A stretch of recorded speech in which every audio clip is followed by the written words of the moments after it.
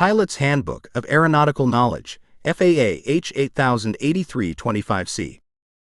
Written by the Federal Aviation Administration. Narrated by synthesized voice. Preface. This handbook provides the basic knowledge that is essential for pilots. It introduces pilots to the broad spectrum of knowledge that will be needed as they progress in their pilot training. Except for the Code of Federal Regulations pertinent to civil aviation, most of the knowledge areas applicable to pilot certification are presented. This handbook is useful to beginning pilots, as well as those pursuing more advanced pilot certificates. Occasionally, the word must or similar language is used where the desired action is deemed critical. The use of such language is not intended to add to, interpret, or relieve a duty imposed by Title 14 of the Code of Federal Regulations, 14 CFR. It is essential for persons using this handbook to become familiar with and apply the pertinent parts of 14 CFR and the Aeronautical Information Manual, AIM.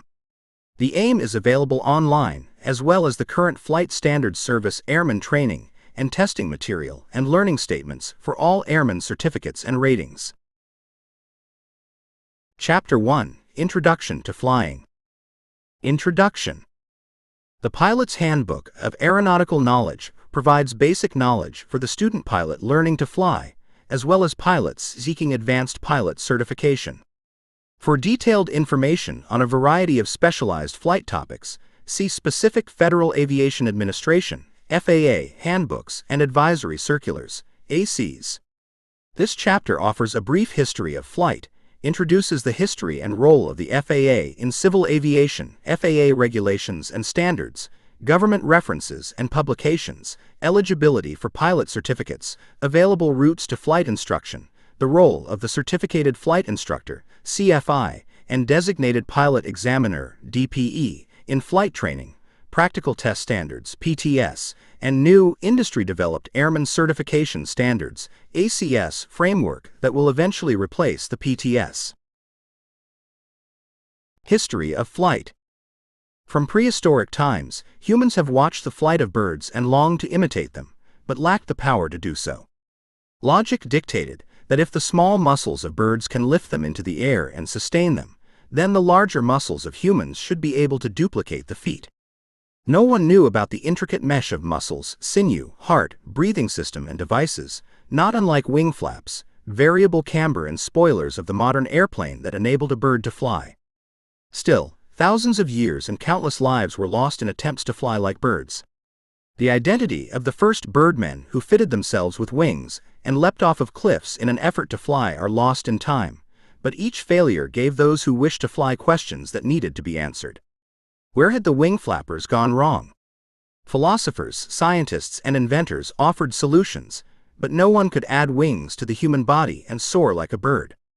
During the 1500s, Leonardo da Vinci filled pages of his notebooks with sketches of proposed flying machines, but most of his ideas were flawed because he clung to the idea of bird-like wings. Figure 1:1. By 1655, mathematician, physicist, and inventor Robert Hooke concluded that the human body does not possess the strength to power artificial wings. He believed human flight would require some form of artificial propulsion. The quest for human flight led some practitioners in another direction. In 1783, the first manned hot air balloon, crafted by Joseph and Etienne Montgolfier, flew for 23 minutes. 10 days later, Professor Jacques Charles flew the first gas balloon. A madness for balloon flight captivated the public's imagination, and for a time, flying enthusiasts turned their expertise to the promise of lighter-than-air flight. But for all its majesty in the air, the balloon was little more than a billowing heap of cloth, capable of no more than a one-way, downwind journey. Balloons solved the problem of lift, but that was only one of the problems of human flight. The ability to control speed and direction eluded balloonists. The solution to that problem lay in a child's toy familiar to the East for 2,000 years, but not introduced to the West until the 13th century, the kite. The kites used by the Chinese for aerial observation, to test winds for sailing, as a signaling device, and as a toy, held many of the answers to lifting a heavier-than-air device into the air. One of the men who believed the study of kites unlocked the secrets of winged flight was Sir George Cayley. Born in England, 10 years before the Montgolfier balloon flight, Cayley spent his 84 years seeking to develop a heavier-than-air vehicle supported by kite-shaped wings. Figure 1 to 2, the father of aerial navigation, Cayley discovered the basic principles on which the modern science of aeronautics is founded, built what is recognized as the first successful flying model, and tested the first full-size man-carrying airplane. For the half-century after Cayley's death, countless scientists, flying enthusiasts, and inventors worked toward building a powered flying machine. Men, such as William Samuel Henson, who designed a huge monoplane that was propelled by a steam engine housed inside the fuselage, and Otto Lilienthal, who proved human flight in aircraft heavier than air was practical, worked toward the dream of powered flight. A dream turned into reality by Wilbur and Orville Wright at Kitty Hawk, North Carolina, on December 17, 1903. The bicycle-building Wright brothers of Dayton, Ohio, had experimented for 4 years with kites, their own homemade wind tunnel, and different engines to power their biplane. One of their great achievements in flight was proving the value of the scientific, rather than a build-it-and-see approach. Their biplane, the Flyer, combined inspired design and engineering with superior craftsmanship. Figure 1 to 3. By the afternoon of December 17, the Wright brothers had flown a total of 98 seconds on 4 flights. The age of flight had arrived. History of the Federal Aviation Administration, FAA. During the early years of manned flight, aviation was a free-for-all, because no government body was in place to establish policies or regulate and enforce safety standards. Individuals were free to conduct flights and operate aircraft with no government oversight. Most of the early flights were conducted for sport. Aviation was expensive and became the playground of the wealthy. Since these early airplanes were small, many people doubted their commercial value. One group of individuals believed otherwise, and they became the genesis for modern airline travel. P.E. Fansler, a Florida businessman living in St. Petersburg, approached Tom Benoist of the Benoist Aircraft Company in St. Louis, Missouri, about starting a flight route from St. Petersburg across the waterway to Tampa. Benoist suggested using his safety-first airboat, and the two men signed an agreement for what would become the first scheduled airline in the United States. The first aircraft was delivered to St. Petersburg and made the first test flight on December 31, 1913. Figure 1 to 4. A public auction decided who would win the honor of becoming the first paying airline customer. The former mayor of St. Petersburg, A.C. Fiel, made the winning bid of $400, which secured his place in history as the first paying airline passenger. On January 1, 1914, the first scheduled airline flight was conducted. The flight length was 21 miles and lasted 23 minutes due to a headwind. The return trip took 20 minutes. The line, which was subsidized by Florida businessmen, continued for 4 months and offered regular passage for $5 per person or $5 per 100 pounds of cargo. Shortly after the opening of the line, Benoist added a new airboat that afforded more protection from spray during takeoff and landing. The routes were also extended to Manatee, Bradenton, and Sarasota, giving further credence to the idea of a profitable commercial airline. The St. Petersburg-Tampa airboat line continued throughout the winter months, with flights finally being suspended when the winter tourist industry began to dry up. The airline operated for only 4 months, but 1,205 passengers were carried without injury. This experiment proved commercial passenger airline travel was viable. The advent of World War I offered the airplane a chance to demonstrate its varied capabilities. It began the war as a reconnaissance platform, but by 1918, airplanes were being mass-produced to serve as fighters, bombers, trainers, as well as reconnaissance platforms. Aviation advocates continued to look for ways to use airplanes. Airmail service was a popular idea, but the war prevented the Postal Service from having access to airplanes. The War Department and Postal Service reached an agreement in 1918. The Army would use the mail service to train its pilots in flying cross-country. The first airmail flight was conducted on May 15, 1918, between New York and Washington, D.C. The flight was not considered spectacular, the pilot became lost and landed at the wrong airfield. In August of 1918, the United States Postal Service took control of the airmail routes and brought the existing Army airmail pilots and their planes into the program as postal employees. Transcontinental Airmail Route. Airmail routes continued to expand until the Transcontinental Mail Route was inaugurated. Figure 1-5. This route spanned from San Francisco to New York for a total distance of 2,612 miles, with 13 intermediate stops along the way. Figure 1-6. On May 20, 1926, Congress passed the Air Commerce Act, which served as the cornerstone for aviation within the United States. This legislation was supported by leaders in the aviation industry, who felt that the airplane could not reach its full potential without assistance from the federal government in improving safety. The Air Commerce Act charged the Secretary of Commerce with fostering air commerce, issuing and enforcing air traffic rules, licensing pilots, certificating aircraft, establishing airways, and operating and maintaining aids to air navigation. The Department of Commerce created a new aeronautics branch, whose primary mission was to provide oversight for the aviation industry. In addition, the Aeronautics branch took over the construction and operation of the nation's system of lighted airways.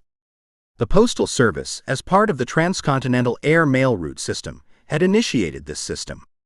The Department of Commerce made significant advances in aviation communications, including the introduction of radio beacons as an effective means of navigation. Built at intervals of approximately 10 miles apart, the standard beacon tower was 51 feet high and was topped with a powerful rotating light. Below the rotating light, two course lights pointed forward and back along the airway. The course lights flashed a code to identify the beacon's number. The tower usually stood in the center of a concrete arrow, 70 feet long. A generator shed, where required, stood at the feather end of the arrow. Figure 1-7. Federal certification of pilots and mechanics. The Aeronautics branch of the Department of Commerce began pilot certification with the first license issued on April 6, 1927. The recipient was the Chief of the Aeronautics branch, William P. McCracken, Jr. Figure 1-8. Orville Wright, who was no longer an active flyer, had declined the honor. McCracken's license was the first issued to a pilot by a civilian agency of the federal government. Some 3 months later, the Aeronautics branch issued the first federal aircraft mechanic license. Equally important for safety was the establishment of a system of certification for aircraft. On March 29, 1927, the Aeronautics branch issued the first airworthiness type certificate to the Buhl Airster CA-3, a three-place open biplane. In 1934, to recognize the tremendous strides made in aviation and to display the enhanced status within the department, the Aeronautics branch was renamed the Bureau of Air Commerce. Figure 1-9. Within this time frame, the Bureau of Air Commerce brought together a group of airlines and encouraged them to form the first 3 air traffic control (ATC) facilities along the established air routes. Then, in 1936, the Bureau of Air Commerce took over the responsibilities of operating the centers and continued to advance the ATC facilities. ATC has come a long way from the early controllers using maps, chalkboards, and performing mental math calculations in order to separate aircraft along flight routes. The Civil Aeronautics Act of 1938. In 1938, the Civil Aeronautics Act transferred the civil aviation responsibilities to a newly created independent body named the Civil Aeronautics Authority, CAA. This act empowered the CAA to regulate airfares and establish new routes for the airlines to service. President Franklin Roosevelt split the CAA into 2 agencies, the Civil Aeronautics Administration, CAA, and the Civil Aeronautics Board, CAB. Both agencies were still part of the Department of Commerce, but the CAB functioned independently of the Secretary of Commerce. The role of the CAA was to facilitate ATC, certification of airmen and aircraft, rule enforcement, and the development of new airways. The CAB was charged with rulemaking to enhance safety, accident investigation, and the economic regulation of the airlines. Then, in 1946, Congress gave the CAA the responsibility of administering the Federal Aid Airport Program. This program was designed to promote the establishment of civil airports throughout the country. The Federal Aviation Act of 1958. By mid-century, air traffic had increased and jet aircraft had been introduced into the civil aviation arena. A series of mid-air collisions underlined the need for more regulation of the aviation industry. Aircraft were not only increasing in numbers, but were now streaking across the skies at much higher speeds. The Federal Aviation Act of 1958 established a new independent body that assumed the roles of the CAA and transferred the rulemaking authority of the CAB to the newly created Federal Aviation Agency, FAA. In addition, the FAA was given complete control of the Common Civil-Military System of Air Navigation and ATC. The man who was given the honor of being the first administrator of the FAA was former Air Force General Elwood Richard Pete Quesada. He served as the administrator from 1959 to 1961. Figure 1 to 10. Department of Transportation, DOT. On October 15, 1966, Congress established the Department of Transportation, DOT, which was given oversight of the transportation industry within the United States. The result was a combination of both air and surface transportation. Its mission was and is to serve the United States by ensuring a fast, safe, efficient, accessible, and convenient transportation system, meeting vital national interests and enhancing the quality of life of the American people, then, now, and into the future. The DOT began operation on April 1, 1967. At this same time, the Federal Aviation Agency was renamed to the Federal Aviation Administration, FAA. The role of the CAB was assumed by the newly created National Transportation Safety Board, NTSB, which was charged with the investigation of all transportation accidents within the United States. As aviation continued to grow, the FAA took on additional duties and responsibilities. With the hijacking epidemic of the 1960s, the FAA was responsible for increasing the security duties of aviation, both on the ground and in the air. After September 11, 2001, the duties were transferred to a newly created body called the Department of Homeland Security, DHS. With numerous aircraft flying in and out of larger cities, the FAA began to concentrate on the environmental aspect of aviation by establishing and regulating the noise standards of aircraft. Additionally, in the 1960s and 1970s, the FAA began to regulate high-altitude, over 500 feet, kite and balloon flying. In 1970, more duties were assumed by the FAA in the addition of a new federal airport aid program and increased responsibility for airport safety. ATC automation. By the mid-1970s, the FAA had achieved a semi-automated ATC system based on a marriage of radar and computer technology. By automating certain routine tasks, the system allowed controllers to concentrate more efficiently on the vital task of providing aircraft separation. Data appearing directly on the controller's scopes provided the identity, altitude, and ground speed of aircraft carrying radar beacons. Despite its effectiveness, this system required enhancement to keep pace with the increased air traffic of the late 1970s. The increase was due in part to the competitive environment created by the Airline Deregulation Act of 1978. This law phased out CAB's economic regulation of the airlines, and CAB ceased to exist at the end of 1984. To meet the challenge of traffic growth, the FAA unveiled the National Airspace System, NAS plan in January 1982. The new plan called for more advanced systems for en route and terminal ATC, modernized flight service stations, and improvements in ground-to-air surveillance and communication. The Professional Air Traffic Controllers Organization, PATCO, strike. While preparing the NAS plan, the FAA faced a strike by key members of its workforce.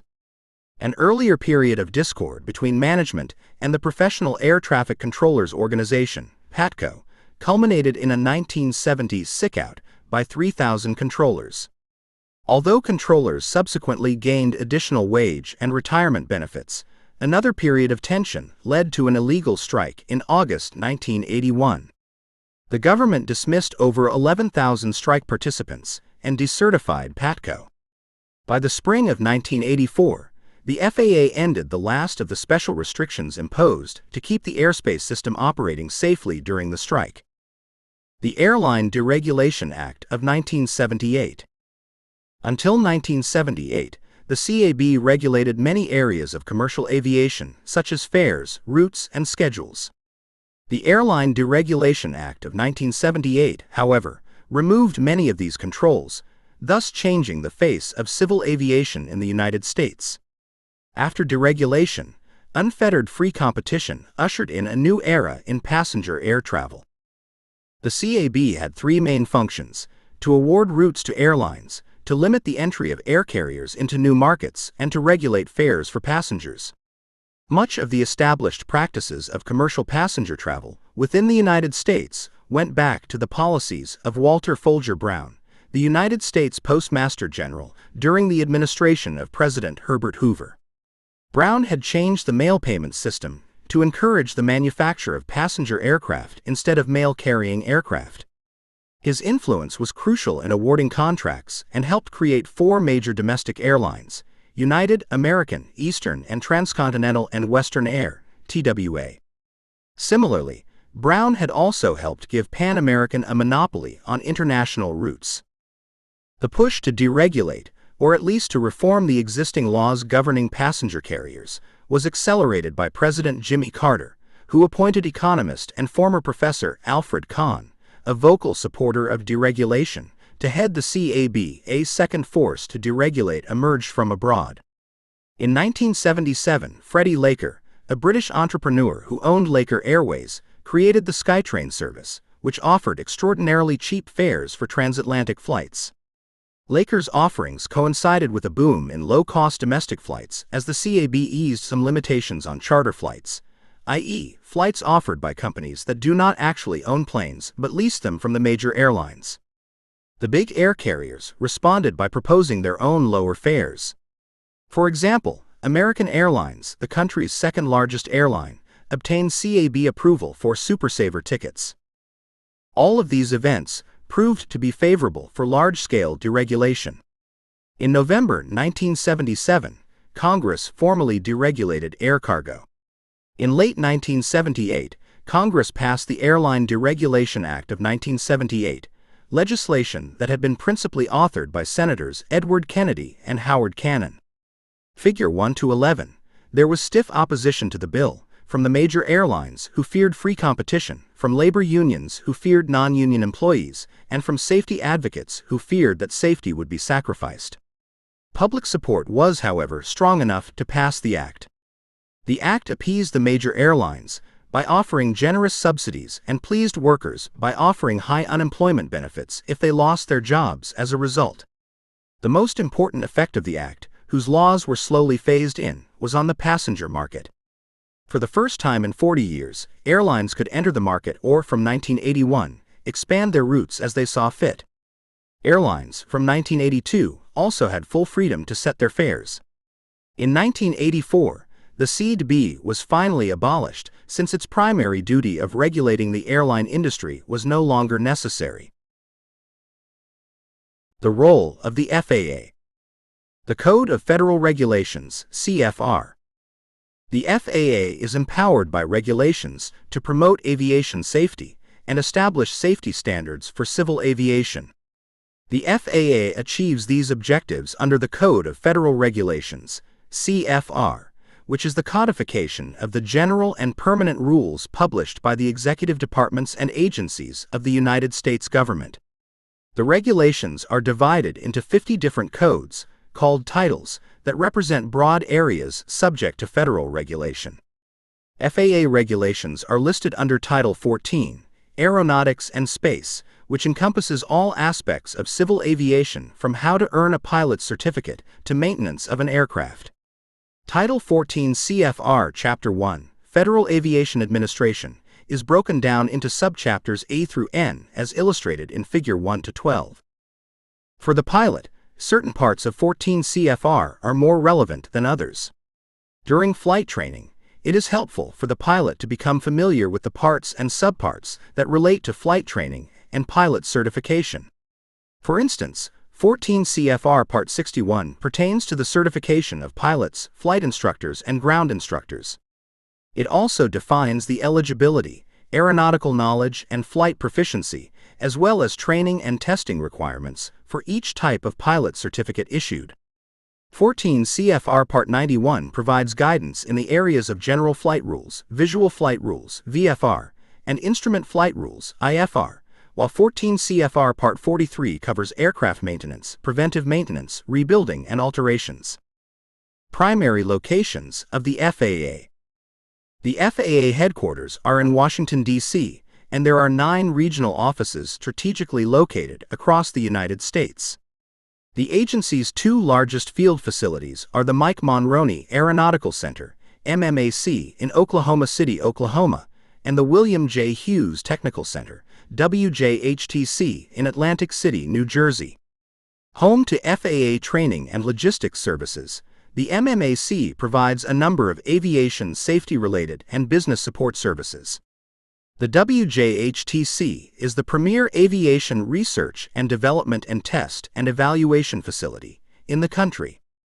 The center's programs include testing and evaluation in ATC, communication, navigation, airports, aircraft safety, and security.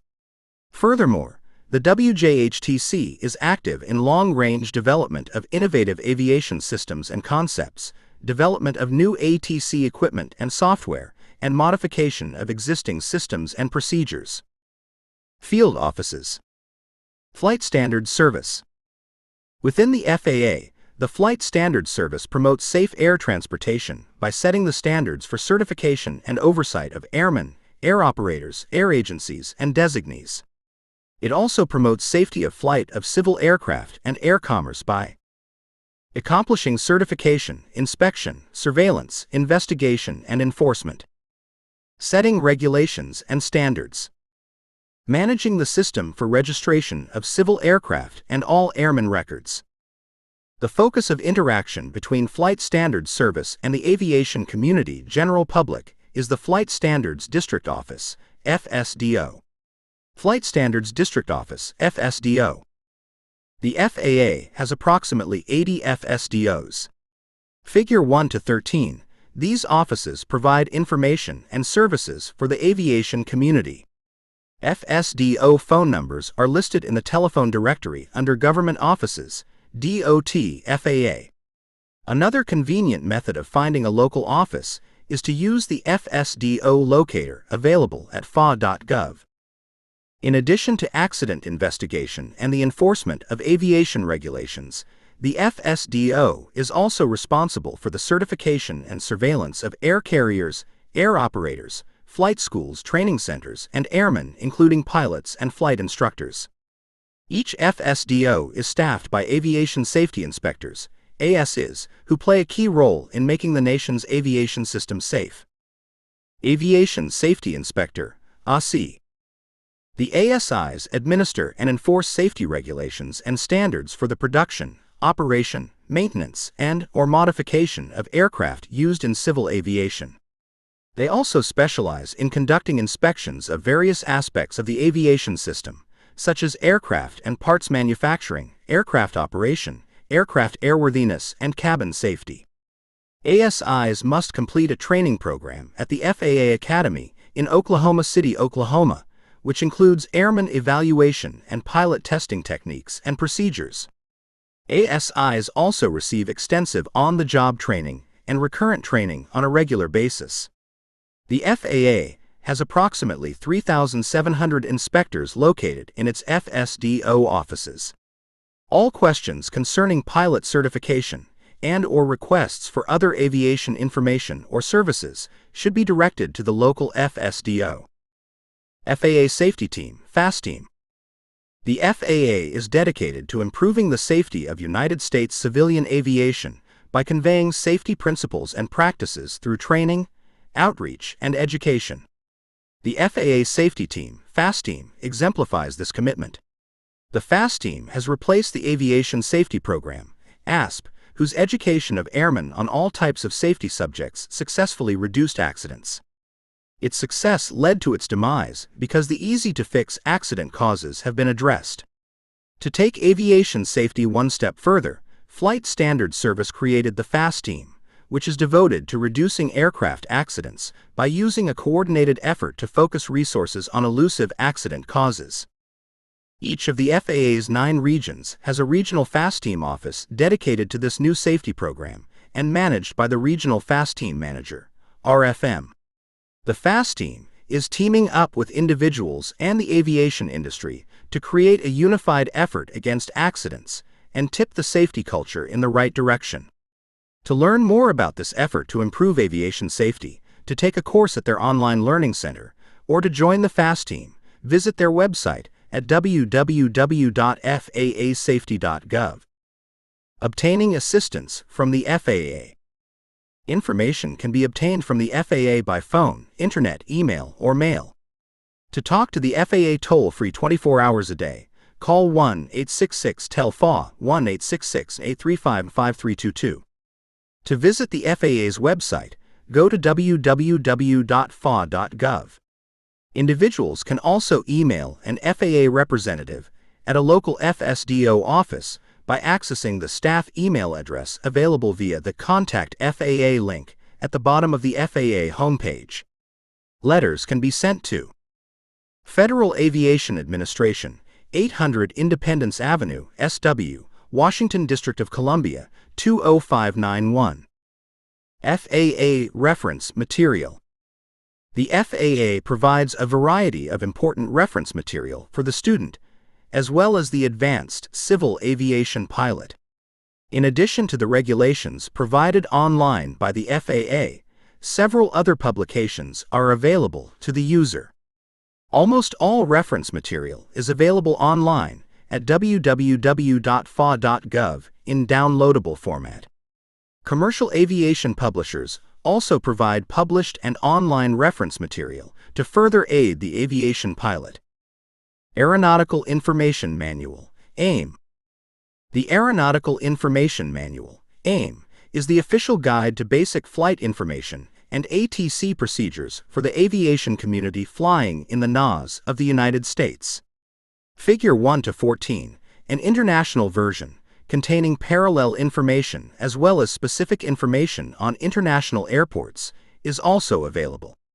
The AIM also contains information of interest to pilots, such as health and medical facts, flight safety, a pilot controller glossary of terms used in the system, and information on safety, accidents, and reporting of hazards.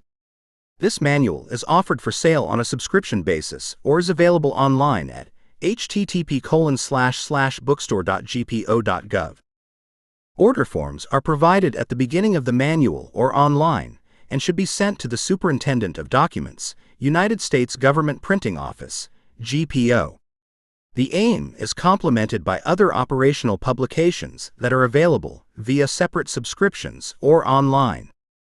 Handbooks. Handbooks are developed to provide specific information about a particular topic that enhances training or understanding.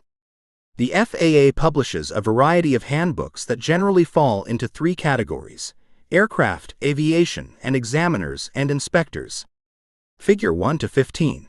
These handbooks can be purchased from the Superintendent of Documents or downloaded at www.faa.gov/regulations_policies. Aviation handbooks are also published by various commercial aviation companies. Aircraft flight manuals, commonly called pilot operating handbooks, POH, are documents developed by the airplane manufacturer, approved by the FAA, and are specific to a particular make and model aircraft by serial number. This subject is covered in greater detail in Chapter 8, Flight Manuals and Other Documents, of this handbook. Figure 1-16. Advisory Circulars, ACs. An AC is an informational document that the FAA wants to distribute to the aviation community. This can be in the form of a textbook used in a classroom or a one-page document. Some ACs are free while others cost money. They are to be used for information only and are not regulations. The FAA website www.fa.gov/regulations_policies/advisory_circulars provides a database that is a searchable repository of all aviation safety ASIs. All ASIs, current and historical, are provided and can be viewed as a portable document format, PDF copy. ASIs provide a single, uniform, agency-wide system that the FAA uses to deliver advisory material to FAA customers, industry, the aviation community, and the public. An AC may be needed to provide an acceptable, clearly understood method for complying with a regulation, standardize implementation of a regulation, or harmonize implementation for the international aviation community, resolve a general misunderstanding of a regulation, respond to a request from some government entity, such as General Accounting Office, NTSB, or the Office of the Inspector General. Help the industry and FAA effectively implement a regulation. Explain requirements and limits of an FAA grant program. Expand on standards needed to promote aviation safety, including the safe operation of airports. There are 3 parts to an AC number, as in 25 to 42C.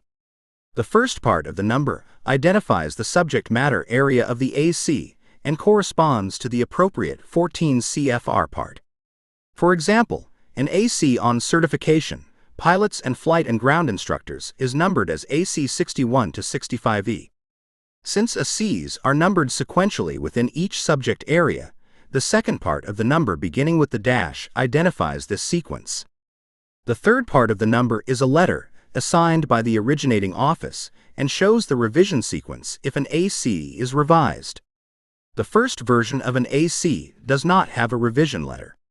In Figure 1 to 17, this is the 5th revision as designated by the E. Flight publications. The FAA, in concert with other government agencies, orchestrates the publication and changes to publications that are key to safe flight. Figure 1 to 18 illustrates some publications a pilot may use. Pilot and Aeronautical Information. Notices to Airmen, NOTAMs.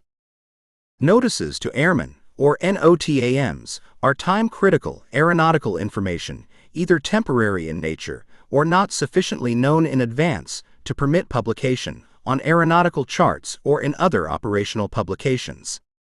The information receives immediate dissemination via the National Notice to Airmen (NOTAM) system. NOTAMs contain current notices to airmen that are considered essential to the safety of flight, as well as supplemental data affecting other operational publications. There are many different reasons that NOTAMs are issued. Following are some of those reasons. Hazards such as airshows, parachute jumps, kite flying, and rocket launches. Flights by important people such as heads of state. Closed runways. Inoperable radio navigational aids. Military exercises with resulting airspace restrictions. Inoperable lights on tall obstructions. Temporary erection of obstacles near airfields. Passage of flocks of birds through airspace. A NOTAM in this category is known as a BIRDTAM. Notifications of runway taxiway apron status with respect to snow, ice, and standing water, a SNOWTAM. Notification of an operationally significant change in volcanic ash, other dust contamination, an ASHTAM. Software code risk announcements with associated patches to reduce specific vulnerabilities. NOTAM information is generally classified into 4 categories: NOTAM, D, or NOTAMs that receive distant dissemination, distant and flight data center, FDC, NOTAMs, pointer NOTAMs, and military NOTAMs pertaining to military airports or NAVAIDs that are part of the NAS. NOTAMs are available through Flight Service Station, FSS, Direct User Access Terminal Service, DUATS, private vendors, and many online websites. NOTAM D information. NOTAM D information is disseminated for all navigational facilities that are part of the NAS and all public-use airports, seaplane bases, and heliports listed in the Chart Supplement US formerly Airport Facility Directory. NOTAM D information now includes such data as taxiway closures, personnel and equipment near or crossing runways, and airport lighting aids that do not affect instrument approach criteria, such as Visual Approach Slope Indicator (VASI). All DNOTAMs are required to have one of the following keywords as the first part of the text: RWY, TWY, ramp, apron, AD, OBST, nav, COM, SVC, airspace, U or O. Figure 1 to 19. FDC NOTAMs.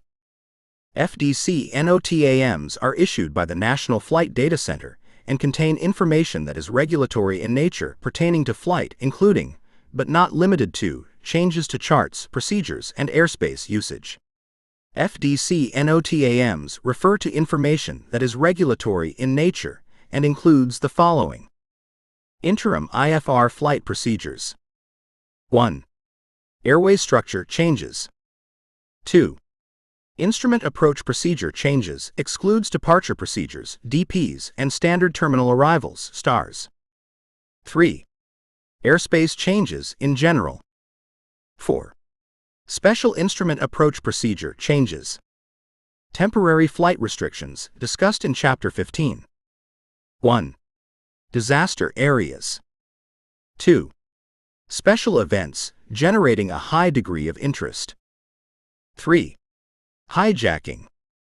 Flight restrictions in the proximity of the President and other parties. 14 CFR Part 139, Certificated Airport Condition Changes. Snow conditions affecting glide slope operation.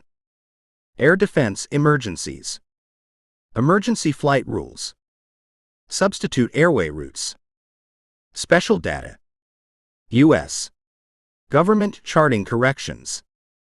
Laser activity. NOTAM composition. NOTAMs contain the elements below, from left to right in the following order. An exclamation point. Accountability location, the identifier of the accountability location. Affected location, the identifier of the affected facility or location. Keyword one of the following: RWY, TWY, ramp, apron, AD, COM, nav, SVC, OBST, airspace, U and O. Surface identification, optional.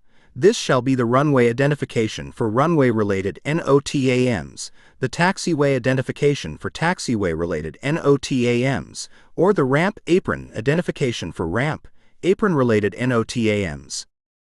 Condition, the condition being reported. Time, identifies the effective times of the NOTAM condition. Altitude and height are in feet mean sea level MSL up to 17,999, e.g. 275, 1225 feet, and MSL is not written, and in flight levels FL for 18,000 and above, e.g. FL 180, FL 550. When MSL is not known, above ground level AGL will be written 304 AGL. When time is expressed in a NOTAM, the day begins at 0000 and ends at 2359. Times used in the NOTAM system are Universal Time Coordinated (UTC) and shall be stated in 10 digits: year, month, day, hour, and minute. The following are two examples of how the time would be presented. DCA LDN NAV VOR OTS WEF 0708051600 0708052359. DCA LDN NAV VOR OTS WEF 0709050000 0709050400. NOTAM dissemination and availability. The system for disseminating aeronautical information is made up of two subsystems: the Airman's Information System, ICE, and the NOTAM system. The ICE consists of charts and publications and is disseminated by the following methods. Aeronautical charts, depicting permanent baseline data.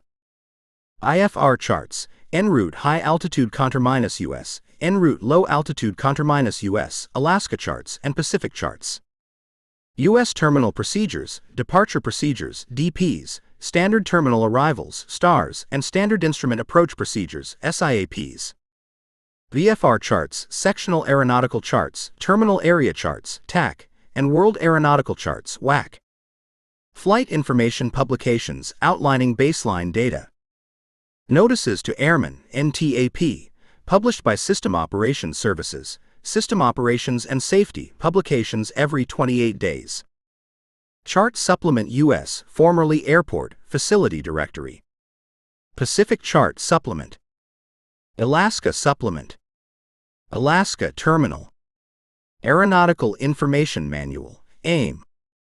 NOTAMs are available in printed form through subscription from the Superintendent of Documents, from an FSS, or online at PilotWeb, www.pilotweb.nas.fa.gov, which provides access to current NOTAM information.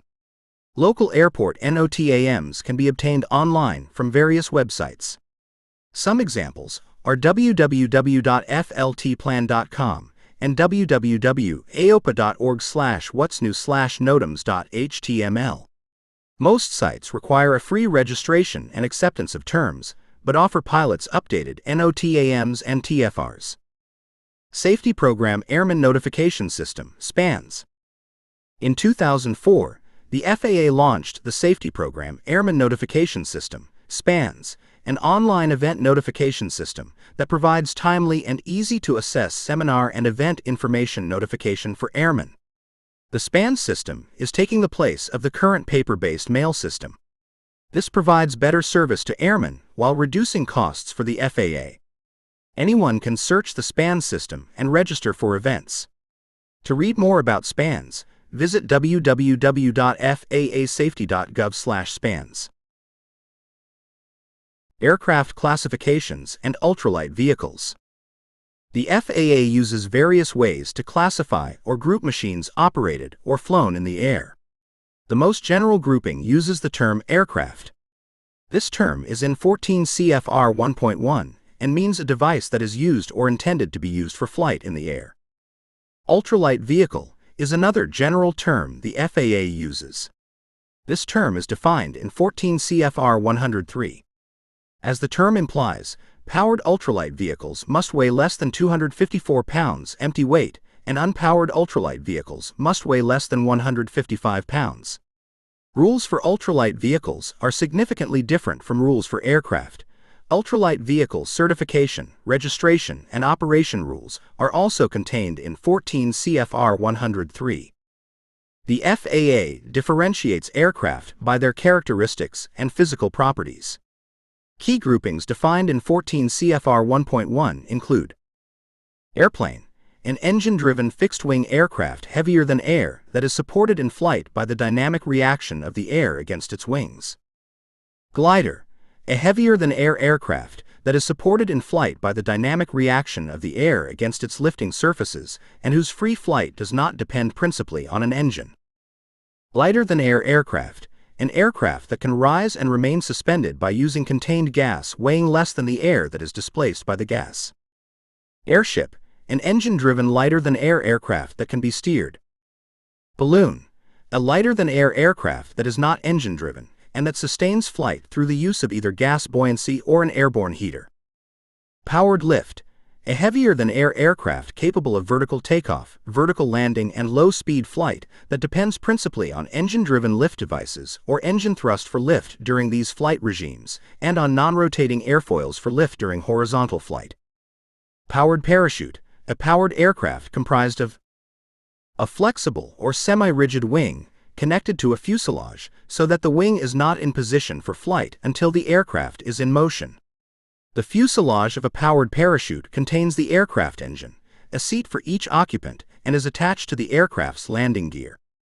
Rocket, an aircraft propelled by ejected expanding gases generated in the engine from self-contained propellants and not dependent on the intake of outside substances. It includes any part which becomes separated during the operation. Rotorcraft, a heavier-than-air aircraft that depends principally for its support in flight on the lift generated by one or more rotors. Gyroplane, a rotorcraft whose rotors are not engine-driven except for initial starting, but are made to rotate by action of the air when the rotorcraft is moving, and whose means of propulsion, consisting usually of conventional propellers, is independent of the rotor system. Helicopter, a rotorcraft that, for its horizontal motion, depends principally on its engine-driven rotors. Weight shift control. A powered aircraft with a framed pivoting wing and a fuselage controllable only in pitch and roll by the pilot's ability to change the aircraft's center of gravity with respect to the wing. Flight control of the aircraft depends on the wing's ability to flexibly deform, rather than the use of control surfaces. Size and weight are other methods used in 14 CFR 1.1 to group aircraft. Large aircraft. An aircraft of more than 12,500 pounds, maximum certificated takeoff weight. Light sport aircraft, LSA, an aircraft other than a helicopter or powered lift that, since its original certification, has continued to meet the definition in 14 CFR 1.1. LSA can include airplanes, airships, balloons, gliders, Europlanes, powered parachutes, and weight shift control. Small aircraft. Aircraft of 12,500 pounds or less, maximum certificated takeoff weight. We also use broad classifications of aircraft with respect to the certification of airmen or with respect to the certification of the aircraft themselves. See the next section, Pilot Certifications, and Chapter 3 for further discussion of certification. These definitions are in 14 CFR 1.1. Category 1. As used with respect to the certification, ratings, privileges, and limitations of airmen, means a broad classification of aircraft. Examples include airplane, rotorcraft, glider, and lighter than air, and 2. As used with respect to the certification of aircraft, means a grouping of aircraft based upon intended use or operating limitations. Examples include transport, normal, utility, acrobatic, limited, restricted, and provisional. Class 1. As used with respect to the certification, ratings, privileges, and limitations of airmen, means a classification of aircraft within a category having similar operating characteristics. Examples include single-engine, multi-engine, land-water, gyroplane, helicopter, airship, and free balloon, and 2. As used with respect to the certification of aircraft, means a broad grouping of aircraft having similar characteristics of propulsion, flight, or landing. Examples include airplane, rotorcraft, gilder, balloon, landplane, and seaplane. Type 1. As used with respect to the certification, ratings, privileges, and limitations of airmen, means a specific make and basic model of aircraft, including modifications thereto, that do not change its handling or flight characteristics. Examples include 737-700 GIV and 1900 and 2. As used with respect to the certification of aircraft, means those aircraft which are similar in design. Examples include 737-700 and 737-700C GIV and GIVX and 1900 and 1900C. This system of definitions allows the FAA to group and regulate aircraft to provide for their safe operation. Pilot certifications. The type of intended flying influences what type of pilot's certificate is required. Eligibility, training, experience, and testing requirements differed depending on the type of certificates sought. Figure 1-20. Each type of pilot certificate has privileges and limitations that are inherent within the certificate itself. However, other privileges and limitations may be applicable based on the aircraft type, operation being conducted, and the type of certificate. For example, a certain certificate may have privileges and limitations under 14 CFR Part 61 and Part 91. Privileges define where and when the pilot may fly, with whom they may fly, the purpose of the flight, and the type of aircraft they are allowed to fly. Limitations. The FAA may impose limitations on a pilot certificate if, during training or the practical test, the pilot does not demonstrate all skills necessary to exercise all privileges of a privilege level, category, class, or type rating. Endorsements, a form of authorization, are written to establish that the certificate holder has received training in specific skill areas. Endorsements are written and signed by an authorized individual, usually a certificated flight instructor, CFI, and are based on aircraft classification. Figure 1-21. Sport pilot. To become a sport pilot, the student pilot is required to have flown, at a minimum, the following hours depending upon the aircraft. Airplane, 20 hours. Powered parachute, 12 hours. Weight shift control trikes, 20 hours. Glider, 10 hours. Rotorcraft gyroplane only, 20 hours. Lighter than air, 20 hours, airship or 7 hours balloon. To earn a sport pilot certificate, one must be at least 16 years old to become a student sport pilot, 14 years old for gliders or balloons. Be at least 17 years old to test for a sport pilot certificate, 16 years old for gliders or balloons. Be able to read, write, and understand the English language. Hold a current and valid driver's license as evidence of medical eligibility. When operating as a sport pilot, some of the following privileges and limitations may apply. Privileges. Operate as pilot in command (PIC) of a light sport aircraft. Carry a passenger and share expenses, fuel, oil, airport expenses, and aircraft rental. Fly during the daytime using VFR. A minimum of 3 statute miles visibility and visual contact with the ground are required. Limitations. Prohibited from flying in Class A airspace. Prohibited from flying in Class B, C, or D airspace until you receive training and a logbook endorsement from an instructor. No flights outside the United States without prior permission from the Foreign Aviation Authority. May not tow any object. No flights while carrying a passenger or property for compensation or hire. Prohibited from flying in furtherance of a business. The Sport Pilot Certificate does not list aircraft category and class ratings.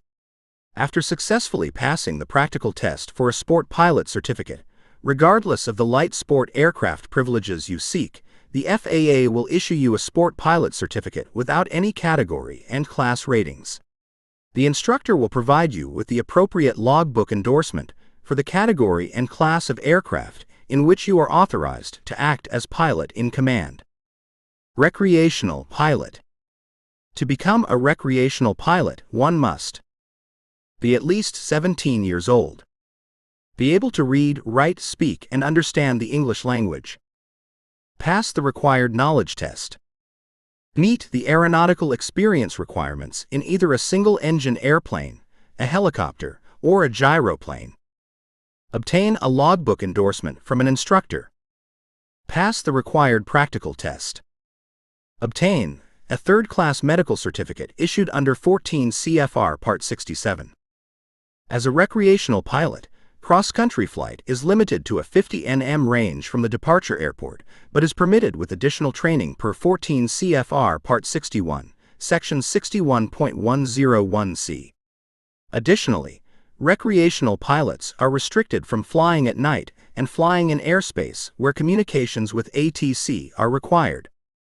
The minimum aeronautical experience requirements for a recreational pilot license involve 30 hours of flight time including at least 15 hours of dual instruction, 2 hours of en route training, 3 hours in preparation for the practical test, 3 hours of solo flight. When operating as a recreational pilot, some of the following privileges and limitations may apply. Privileges. Carry no more than one passenger. Not pay less than the pro rata share of the operating expenses of a flight with a passenger, provided the expenses involve only fuel, oil, airport expenses, or aircraft rental fees. Limitations. A recreational pilot may not act as PIC of an aircraft that is certificated for more than 4 occupants or has more than one power plant. Private pilot.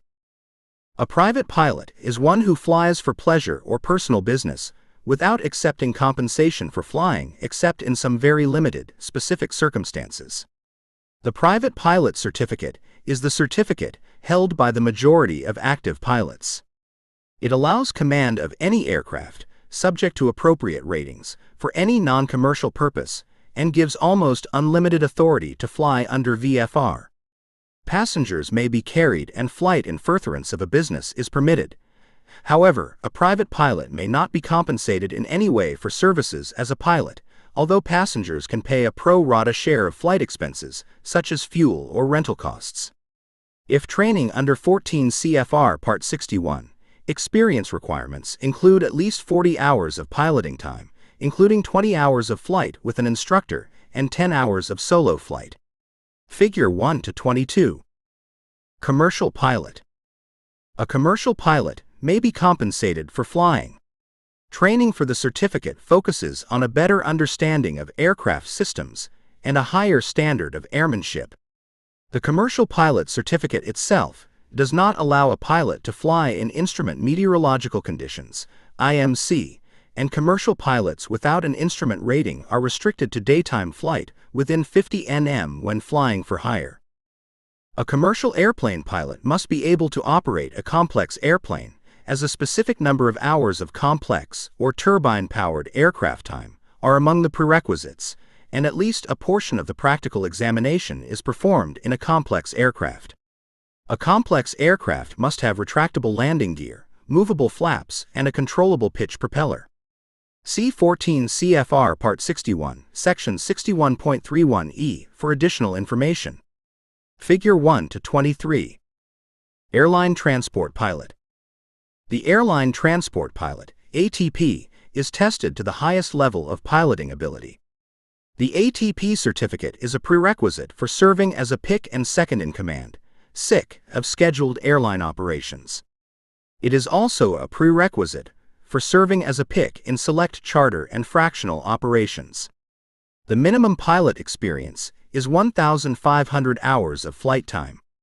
In addition, the pilot must be at least 23 years of age, be able to read, write, speak, and understand the English language, and be of good moral standing. A pilot may obtain an ATP certificate with restricted privileges, enabling him/her to serve as an SIC in scheduled airline operations. The minimum pilot experience is reduced based upon specific academic and flight training experience. The minimum age to be eligible is 21 years. Figure 1 to 24. Selecting a flight school. Selecting a flight school is an important consideration in the flight training process.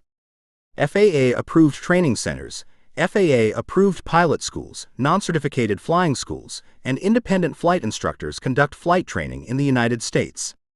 All flight training is conducted under the auspices of the FAA, following the regulations outlined in 14 CFR Parts 142, 141, or 61. Training centers, also referred to as flight academies, operate under 14 CFR Part 142 and are certificated by the FAA. Application for certification is voluntary, and the training center must meet stringent requirements for personnel, equipment, maintenance, facilities, and must teach a curriculum approved by the FAA. Training centers typically utilize a number of flight simulation training devices as part of its curricula. Flight training conducted at a training center is primarily done under contract to airlines and other commercial operators in transport or turbine aircraft. However, many also provide flight training for the private pilot certificate, commercial pilot certificate, instrument rating, and ATP certificate. Flight schools operating under 14 CFR Part 141 are certificated by the FAA. Application for certification is voluntary, and the school must meet stringent requirements for personnel, equipment, maintenance, facilities, and must teach an established curriculum, which includes a training course outline, TCO, approved by the FAA. The certificated schools may qualify for a ground school rating and a flight school rating.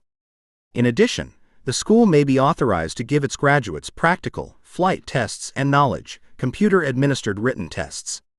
The FAA Pilot School Search Database, located at http://avenue-info.fa.gov/pilotschool. ASP lists certificated ground and flight schools and the pilot training courses each school offers. Enrollment in a 14 CFR Part 141 flight school ensures quality, continuity, and offers a structured approach to flight training, because these facilities must document the training curriculum and have their flight courses approved by the FAA. These strictures allow 14 CFR Part 141 schools to complete certificates and ratings in fewer flight hours, which can mean a savings on the cost of flight training for the student pilot. For example, the minimum requirement for a private pilot certificate is 35 hours in a Part 141 certificated school and 40 hours in a Part 61 certificated school. This difference may be insignificant for a private pilot certificate because the national average indicates most pilots require 60 to 75 hours of flight training. Many excellent flight schools find it impractical to qualify for the FAA Part 141 certificates and are referred to as Part 61 schools. 14 CFR Part 61 outlines certificate and rating requirements for pilot certification through non-certificated schools and individual flight instructors.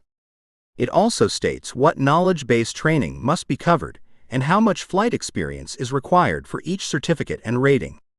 Flight schools and flight instructors who train must adhere to the statutory requirements and train pilots to the standards found in 14 CFR Part 61. One advantage of flight training under 14 CFR Part 61 is its flexibility. Flight lessons can be tailored to the individual student because 14 CFR Part 61 dictates the required minimum flight experience and knowledge-based training necessary to gain a specific pilot's license, but it does not stipulate how the training is to be organized. This flexibility can also be a disadvantage because a flight instructor who fails to organize the flight training can cost a student pilot time and expense through repetitious training. One way for a student pilot to avoid this problem is to ensure the flight instructor has a well-documented training syllabus. How to find a reputable flight program. To obtain information about pilot training, contact the local FSDO, which maintains a current file on all schools within its district. The choice of a flight school depends on what type of certificate is sought and whether an individual wishes to fly as a sport pilot or wishes to pursue a career as a professional pilot. Another consideration is the amount of time that can be devoted to training. Ground and flight training should be obtained as regularly and frequently as possible because this assures maximum retention of instruction and the achievement of requisite proficiency. Do not make the determination based on financial concerns alone, because the quality of training is very important. Prior to making a final decision, visit the schools under consideration and talk with management, instructors, and students. Request a personal tour of the flight school facility. Be inquisitive and proactive when searching for a flight school. Do some homework and develop a checklist of questions by talking to pilots and reading articles in flight magazines. The checklist should include questions about aircraft reliability and maintenance practices, and questions for current students such as whether or not there is a safe, clean aircraft available when they are scheduled to fly. Questions for the training facility should be aimed at determining if the instruction fits available personal time. What are the school's operating hours? Does the facility have dedicated classrooms available for ground training required by the FAA? Is there an area available for pre-flight briefings, post-flight debriefings, and critiques? Are these rooms private in nature in order to provide a non-threatening environment in which the instructor can explain the content and outcome of the flight without making the student feel self-conscious? Examine the facility before committing to any flight training. Evaluate the answers on the checklist and then take time to think things over before making a decision. This proactive approach to choosing a flight school will ensure a student pilot contracts with a flight school or flight instructor best suited to their individual needs. How to choose a certificated flight instructor, CFI. Whether an individual chooses to train under 14 CFR Part 141 or Part 61, the key to an effective flight program is the quality of the ground and flight training received from the CFI. The flight instructor assumes total responsibility for training an individual to meet the standards required for certification within an ever-changing operating environment. A CFI should possess an understanding of the learning process, knowledge of the fundamentals of teaching, and the ability to communicate effectively with the student pilot. During the certification process, a flight instructor applicant is tested on the practical application of these skills in specific teaching situations. The flight instructor is crucial to the scenario-based training program endorsed by the FAA. He or she is trained to function in the learning environment as an advisor and guide for the learner. The duties, responsibilities, and authority of the CFI include the following. Orient the student to the scenario-based training system. Help the student become a confident planner and in-flight manager of each flight and a critical evaluator of their own performance. Help the student understand the knowledge requirements present in real-world applications. Diagnose learning difficulties and help the student overcome them. Evaluate student progress and maintain appropriate records. Provide continuous review of student learning. Should a student pilot find the selected CFI is not training in a manner conducive for learning, or the student and CFI do not have compatible schedules, the student pilot should find another CFI. Choosing the right CFI is important because the quality of instruction and the knowledge and skills acquired from their flight instructor affect a student pilot's entire flying career.